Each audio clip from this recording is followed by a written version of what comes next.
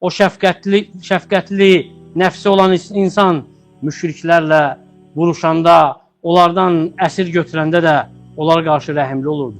Əmr edirdi ki, onlarla yaxşı davranılsın.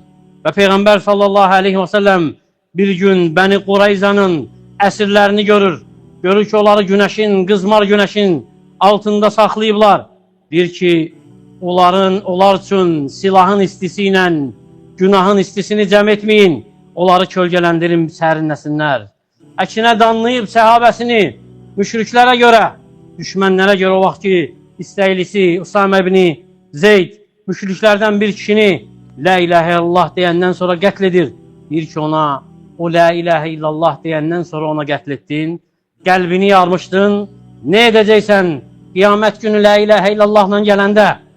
Və bu əzəmətli rəhməti ilə yanaşı, şəfqəti ilə yanaşı, bu ona mane olmurdu Allahın şəriətini tətbiq etməyə, cəzaları tətbiq etməyə.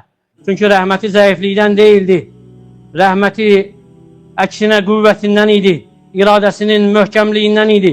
Ona görə də cəzaları da tətbiq edib, Allah yolunda vuruşub da və rəhməti layiq olduğu yerə qoymağa onu rəğbətləndirib. Əksinə, sərt olmağı gərəkdirən yerdə Peyğəmbər sallallahu aleyhi və səlləm sərt olub, aciz olmayıb, rəhməti mani olmayıb, zəifliyə sövq etməyib onu, lütfü, mərhəməti mani olmayıb, hətta bəzi səhabələrini danlamağa. Ona görə Muaz ibn Cəbəl radiyallahu anhu o vaxt işə namazını uzadır insanlar üçün. Deyir ki, ona əfəttənun əntə ya Muaz, fitnəkarsan sən ey Muaz. O rəhməti mani olmayıb, vuruşmağı haqq edənlərlə vuruşsun, Allah yolunda qılıncını qaldırsın, parıldatsın. Əksinə əsir də götürüb, qənimət də götürüb, düşmənlərinin malından əhdi, peymanı pozanlarla vuruşub da müşriklərdən qətl etdikləri də olub.